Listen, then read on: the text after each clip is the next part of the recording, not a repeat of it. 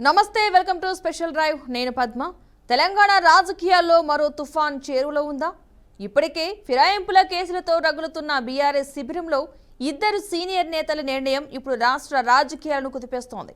కడియం శ్రీహరి, దానం నాగేందర్ ఈ ఇద్దరి భౌతవ్యమే కాదు, స్పీకర్ నిర్ణయం, కాంగ్రెస్ వ్యూహం, బీఆర్ఎస్ భవిష్యత్తు అన్నీ ఒక్కసారిగా సంక్లిష్టమయ్యాయి. స్పీకర్ వరుసగా పంపుతున్న నోటీసులు, సుప్రీంకోర్టు గడువు ఒత్తిడి, విచారణ ముగింపు దశకు చేరుకోవడం ఒక రాజకీయ క్లైమాక్స్ ను సూచిస్తున్నాయి. విచారణకు హాజరు కాని ఈ ఇద్దరు మాజీ మంత్రులు ఇప్పుడు రాజీనామా దిశగా నడవబోతున్నారా, లేక స్పీకర్ గడువు ముందు ఏదైనా సర్ప్రైజ్ చేస్తారా? తెలంగాణ అసెంబ్లీలో ఈ ఇద్దరి తదుపరి అడుగుపై ఇప్పుడు రాష్ట్ర వ్యాప్తంగా ఉత్కంఠ శిఖరానికి చేరింది.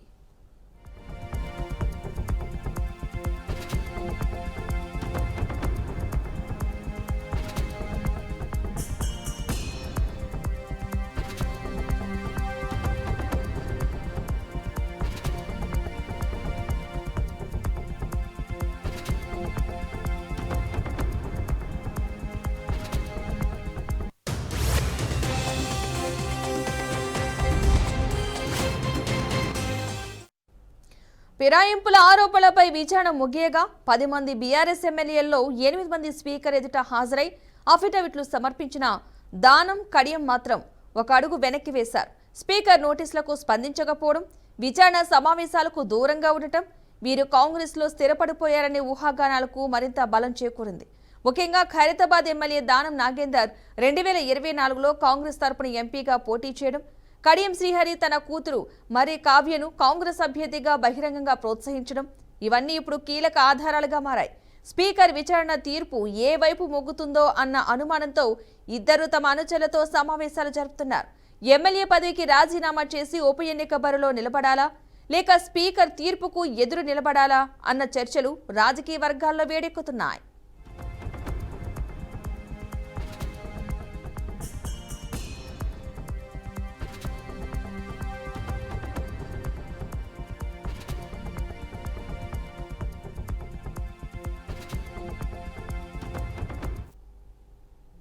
ఇప్పటికే స్పీకర్ నిర్ణయం ఈ వారంలోనే వెలువడొచ్చన్న సమాచారం రాజకీయ రంగంలో హీట్ పెంచుతోంది.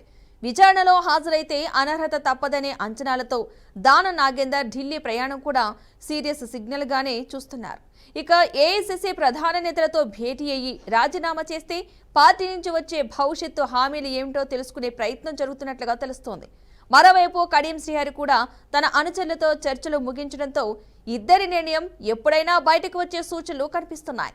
ఈ ఇద్దరు ఒకేసారి రాజీనామా చేస్తే తెలంగాణలో మరోసారి ఉప ఎన్నికల దిశగా రాజకీయాలు మళ్లనున్నాయా, లేక కాంగ్రెస్ బీఆర్ఎస్ మధ్య కొత్త డ్రామా మొదలయ్యేనా అన్న దానిపై ఆసక్తి పీక్కి చేరుకుంది.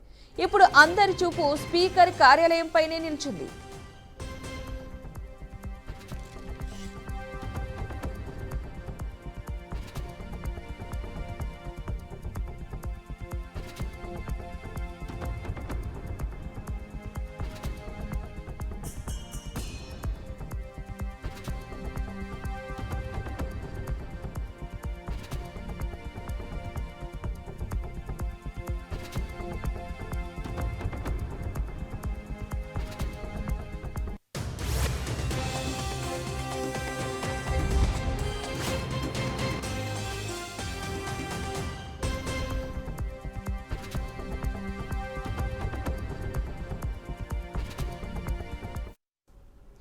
రైట్, ఇదే అంశానికి సంబంధించి మరింత విశ్లేషణ ఇవ్వడానికి మనతో పాటు జూమ్ లైవ్ లో యాడ్ అవుతున్నారు డాక్టర్ కృష్ణారెడ్డి, అనలిస్ట్. నమస్తే అండి కృష్ణారెడ్డి గారు.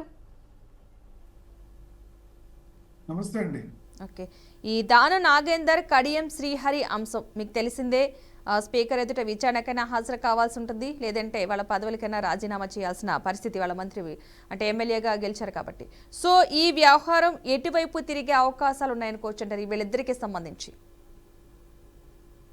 మొదటగా ఇది ప్రజాస్వామ్యానికి ఇది ఒక మంచి అవకాశంగా మనం చూడవచ్చు అండి. ఎందుకంటే గతంలో కూడా చాలామంది అనేక సందర్భాల్లో చేసినప్పటికి కూడా ఇక్కడ రాజీనామాల వరకు కూడా రానటువంటి పరిస్థితి ఉంది.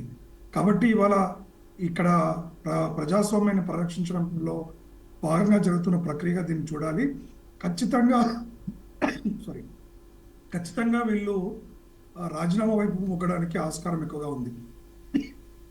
ఎందుకంటే గతంలో కూడా చూసాం మనము, వీరు చాలా సందర్భాల్లో దాటవేసుకొని ప్రభుత్వాల్లో భాగస్వామ్యం కాలేదని స్పీకరు వీలైనంత వరకు పోస్ట్పోన్ చేస్తూ స్పీకర్లు ఎప్పుడు కూడా నిర్ణయాన్ని ప్రకటించకపోవడంతో అనర్హులుగా వేటు వేసుకోవడానికి ఆస్కారం లేకుండా ఉండేది.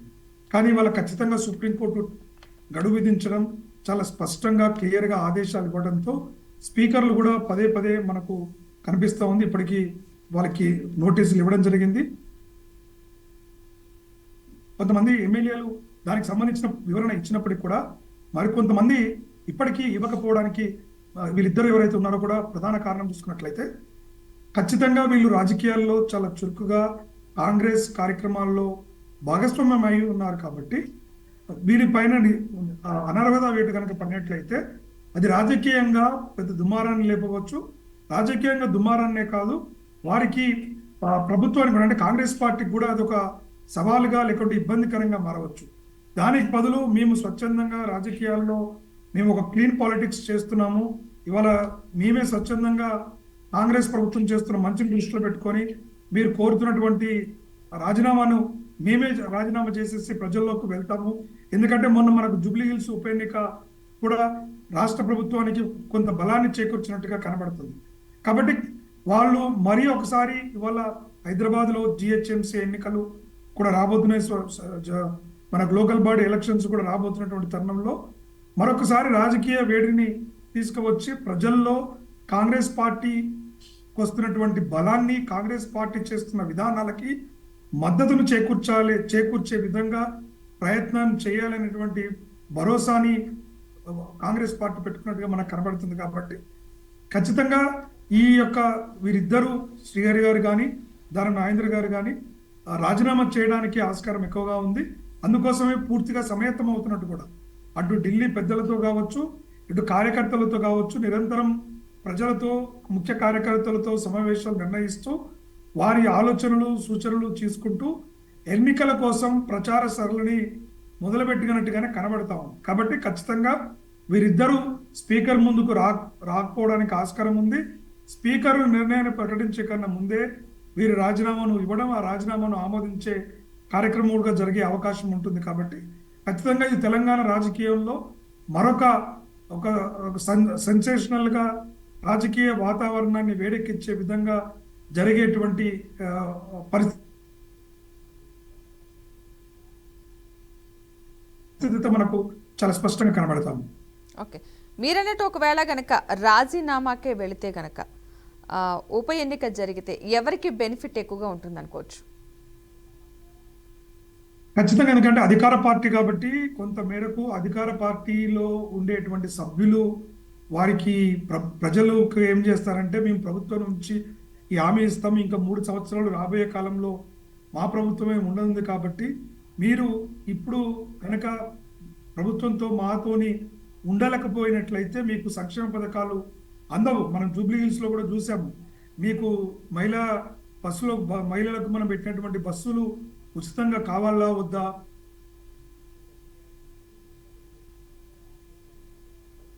లేకుంటే మీకు నేను ఇస్తున్నాను అవి ఇవ్వాలా వద్దా, లేదంటే మీకు ఏదైతే ఇలా అనేక రకాల రేషన్ కార్డులు ఇస్తున్నాము అవి అందివ్వాలా వద్దా, అంటే ప్రభుత్వం ఇస్తున్నటువంటి సంక్షేమ పథకాలని ప్రజలకి మేము కనుక ఓడిపోతే వాటిని నిర్ణయాలు మేము పునఃసమీక్షించడం, మీకు లబ్ధి చేయకూడదు అనేటువంటి భయాన్ని కావచ్చు, భక్తిని కావచ్చు నింపడానికి ఆస్కారం ఉంటుంది.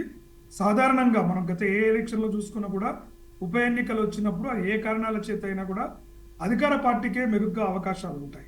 ఈ 2 నియోజకవర్గాల్లో కూడా చూసుకున్నప్పుడు కడియం శ్రీహరి గారి కూతురు కానివ్వండి, అక్కడ కాంగ్రెస్ పార్టీ నుంచి మనం గెలవడం చూసాము. అదేవిధంగా దానం నాగేంద్ర గారికి కూడా ఇక్కడ చాలా ఒక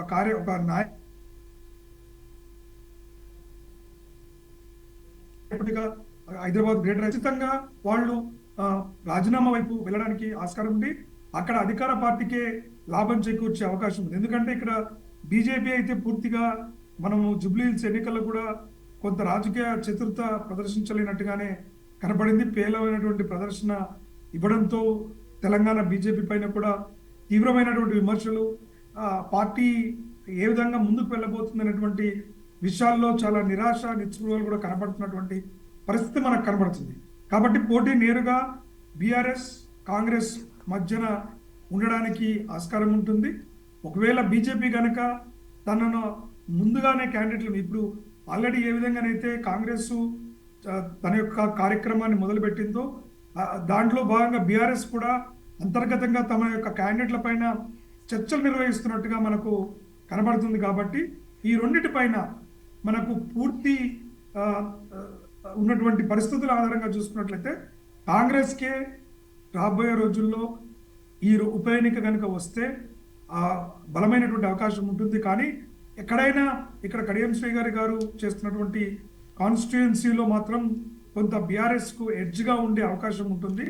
అక్కడ పోటీ అంటే వీళ్ళు ఏ రకంగా మా యొక్క కార్యక్రమాలను ముందుకు తీసుకెళ్తారు, ఎట్లా మూకుమ్మడి అంటే మొన్న కేసీఆర్ గారు కూడా ప్రచారంలోకి రాకపోవడం, ప్రచారాన్ని చేయకపోవడం కూడా కొంత విమర్శలు వెలువెత్తాయి. ఎందుకు ఇంత పెద్ద ఉప ఎన్నిక రాజకీయంగా ఒక ఇంపార్టెంట్ నిర్ణయం తీసుకున్నప్పుడు ఒక మాజీ ముఖ్యమంత్రిగా అదేవిధంగా ప్రతిపక్ష నాయకుడిగా ఉన్నటువంటి నాయకుడు కనీసం ఒక్కరోజైనా జూబ్లీహిల్స్లో ప్రచారానికి వస్తారన్నటువంటి ఆశాభావం ఉండే, ఒకవేళ వచ్చినట్లయితే కూడా ఫలితాలు కొంత అటు ఇటుగా ఉండేవి. వారు ఇనాక్టివ్గా ఉండడం కూడా ఉప ఎన్నికల్లో కాంగ్రెస్కు కలిసి వచ్చే అవకాశం. దీర్ఘకాలంలో కేసీఆర్ గారి స్ట్రాటజీలు ఎలా ఉండబోతున్నాయి, ఏ విధంగా కాంగ్రెస్ని ఎదుర్కోబోతున్నారనే విషయాన్ని పక్కన పెడితే వారు ఈరోజు పూర్తిగా అంటే కాంగ్రెస్ దూసుకువెళ్తున్నా కానీ రేవంత్ రెడ్డి గారు విరుచుకుపడుతున్న విధానానికి ఎక్కడ కూడా ప్రతిస్పందన లేకుండా, లేదా వాళ్ళ విమర్శలు వారి పెద్దగా మాకు అంత ప్రాధాన్యత లేదనేటువంటి అంశాన్ని కేసీఆర్ గారు చేస్తున్నట్టు కనపడుతున్నా ప్రజల్లో పదే పదే రేవంత్ రెడ్డి గారు చెప్తున్న విషయాలను కూడా ప్రజలు గ్రహిస్తున్నటువంటి కొంత ఆలోచించిన పరిస్థితి కనబడుతూ ఉంది. ఎందుకంటే అక్కడ కవిత గారు కుటుంబం నుంచి బయటికి రావడం, కవిత ఎగ్జిట్ని గురించి కూడా ఎక్కడ అటు బీఆర్ఎస్ ఖండించకపోవడం, కుటుంబ కలహాలు, ఎందుకంటే ఒక కుటుంబంలో ఒక ప్రధాన సభ్యురాలుగా రాజకీయ నిర్ణయాల్లో కీలకంగా ఉన్నటువంటి వ్యక్తి బయటకు వచ్చి ఆ కుటుంబం పైన ప్రధాన ఆరోపణలు చేస్తుండమో అటు కేటీఆర్ కానీ హరీష్ రావు గారు కానీ సంతోష్ రావు గారు లాంటి పైన పెద్ద పెద్ద ఆరోపణలు చేస్తున్నా ప్రతిస్పందన లేకపోవడం కూడా కాంగ్రెస్ చెప్తున్న మాటలకి బలం చేకూర్చే విధంగా ఉంది. ఎందుకంటే గతంలో కాంగ్రెస్ ఇవే ఆరోపణలు చేసినప్పుడు బీఆర్ఎస్ ఖండించింది, కానీ ఇవాళ కవిత కూడా అదే ఆరోపణలు చేస్తున్నప్పుడు ఖండించకపోవడంతో ఈ యొక్క ప్రజల్లో ఒక అభిప్రాయం ఏంటంటే నిజంగా కేసీఆర్ గారు అవినీతి చేశారేమో, ఇక్కడ తన కుటుంబంలో ఉన్న తన సొంత కూతురే ఇట్లా మాట్లాడుతుందే అనేటువంటి భావన కూడా బీఆర్ఎస్ వీక్ అవ్వడం, బీజేపీ బలాన్ని పుంజుకోకపోవడం కాంగ్రెస్ కలిసి వచ్చేటువంటి మరొక అంశం. ఎందుకంటే ఇటు అధికారంలో ఉన్నటువంటి పక్షం కాబట్టి సహజంగా ఆ మద్దతు వస్తుంది.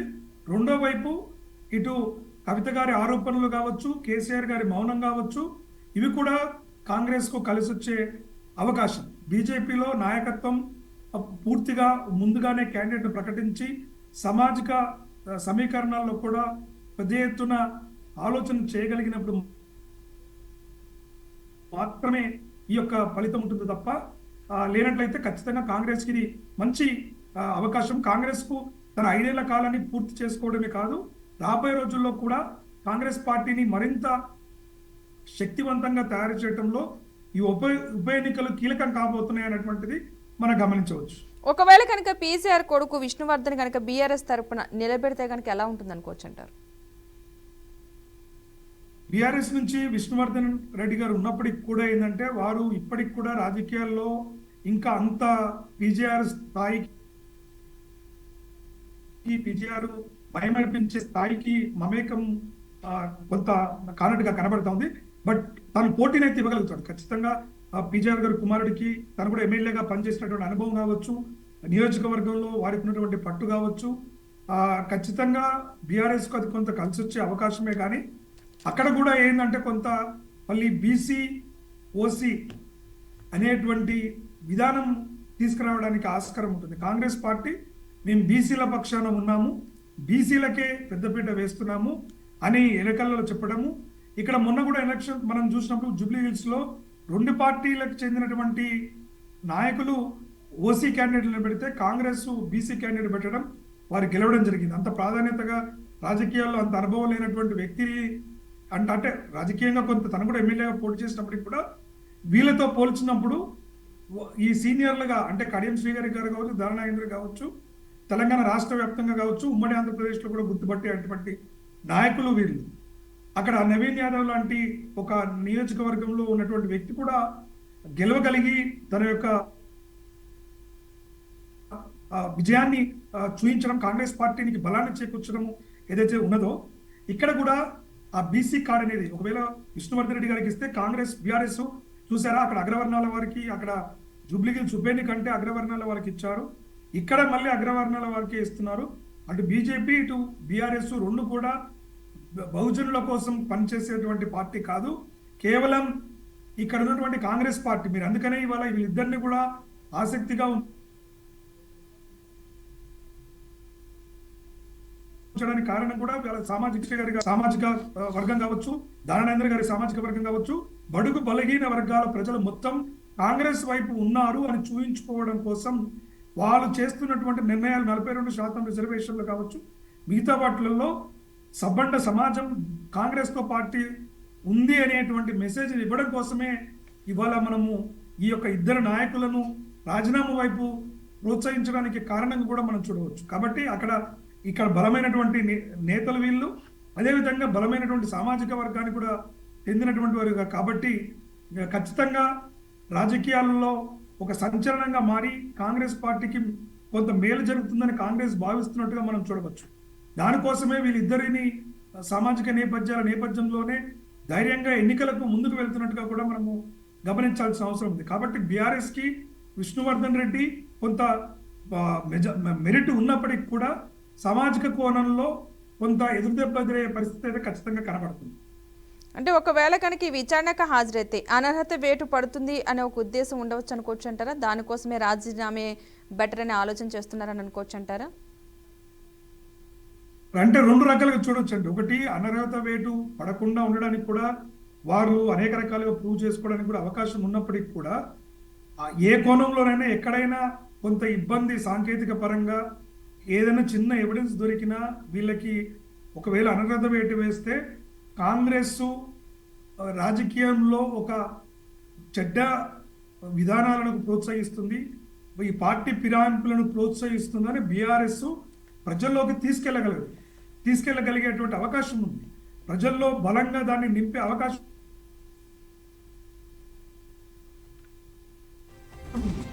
తుంగలో తొక్కుతున్న కాంగ్రెస్ పార్టీ అని చెప్పుకోవడానికి ఆస్కారం ఉంటుంది.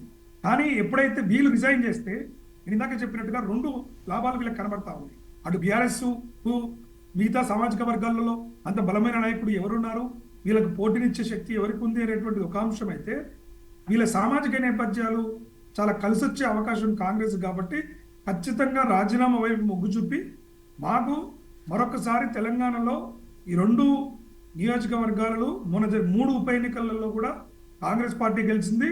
అది మళ్ళీ బలహీన వర్గాలకు చెందినటువంటి బడుగు బలహీన వర్గాలకు చెందినటువంటి నాయకులే ఎన్నిక కాబడ్డారు. మిగతా పార్టీలు అగ్రవర్ణాలకు సీట్ల కేటాయింపు జరిగిందని చెప్పడానికి, వాళ్ళు విధానం తీసుకెళ్ళడానికి స్ట్రాటజికల్గా రేవంత్ రెడ్డి గారు వేస్తున్న ఎత్తుగడల్లో నేను ఇది కీలకంగా చూస్తున్నాను. అర్హత వేస్తారా, అనర్హులు అవుతారా, అర్హత ఉంటుందా అనే విషయం కన్నా కూడా అది ఏం జరుగుతుందో అనేటువంటి ఆందోళన కన్నా ముందుగా మనం రాజకీయాల్లోకి ఎందుకు వెళ్ళకూడదు, మేము స్వచ్ఛందంగా రాజకీయాల నుంచి క్లీన్ పాలిటిక్స్ చేస్తున్నామని చెప్తూ ప్రజల్లో ఆదరణను మాకు ఉంది అని చెప్పడానికి అవకాశం ఉంది. కాబట్టే ఈ నాయకులను ప్రోత్సహిస్తున్నారు. అందుకోసమే వీరు కూడా హైకమాండ్ దగ్గర మరి మేము ఒకవేళ ఓడిపోతే మరి మా రాజకీయ భవిష్యత్తు ఏంటి, మాకు వచ్చేటువంటిది ఏంటి అనేటువంటి విషయాల్లో చర్చల కోసం కావచ్చు కాంగ్రెస్ పెద్దలతో ముందుగానే చర్చలు జరుపుతున్నట్టుగా కూడా మనం చూడాల్సిన అవసరం ఉంటుంది.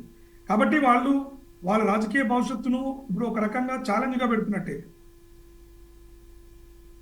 ఓడిపోతే రాజకీయంగా కొంత ఇబ్బందులు ఎదుర్కొనే రాజకీయంగా బలమైనటువంటి బ్యాక్గ్రౌండ్ ఉన్నటువంటి ఈ నాయకులకి ఇబ్బంది ఏర్పడుతుంది. కాబట్టి ఒకవేళ ఓడిపోతే పార్టీ ఏ రకంగా వారి గౌరవాన్ని కాపాడుతుంది, గెలిస్తే ఏ రకంగా పార్టీ గౌరవిస్తుంది, ఇలాంటి అన్ని అంశాలని మనం చూసుకున్నప్పుడు ఖచ్చితంగా రాజీనామా వైపు మనకందరికీ అంటే ఇన్ఫార్మల్గా అందరి మీడియా ఛానల్ కావచ్చు, రాజకీయాల్లో కొంత ఈ పరిశీలిస్తున్నటువంటి వాళ్ళందరికీ కూడా మనకు అర్థమైపోతూనే ఉంది. ఉప ఎన్నికలకు వెళ్ళడానికి మొగ్గు చూపుతున్నారు. జూబ్లీహిల్స్ ఎన్నికల్లో కనుక చాలా స్వల్ప మెజార్టీ వచ్చినా, ఒకవేళ ఓడిపోయినా లేదా గెలిచినా తక్కువ మెజార్టీ వచ్చినా ఇంత వేగంగా వెళ్ళడానికి ఆస్కారం ఉండేది కాదు. కానీ కొంత ఆశించిన స్థాయిలో మెజారిటీ రావటం కాంగ్రెస్కు ఒక ఊపును తీసుకురావడం జరిగింది. కాబట్టి అదే ఊపుతో ఇక్కడ కూడా గెలిచి మేము మళ్ళీ చూడండి ఒక బలమైనటువంటి ప్రభుత్వాన్ని ఏర్పరుస్తున్నాము. గత ప్రభుత్వం చేసినటువంటి లోటుపాట్లను అధిగమిస్తూ ప్రజలకు ఒక్కొక్కటిగా సంక్షేమ పథకాలను అందిస్తున్నామనేటువంటి భావనను అందించే విధంగా చేసుకోవడానికి ఆస్కారం ఉంది. కాబట్టి ఖచ్చితంగా ఏ రకంగా చూసినా కూడా ఈ ఉప ఎన్నిక అధికార పార్టీకే లాభం చేకూరుస్తుంది, కానీ ప్రతిపక్షాలకు ఆశించిన మేరకు ఫలితం ఉండబోదనేటువంటిది నా ఒక అంచనా. Okay, right. థ్యాంక్ యూ అండి కృష్ణారెడ్డి గారు, మంచి ఇన్ఫర్మేషన్ ఇచ్చారు. థ్యాంక్ యూ సో మచ్ అండి.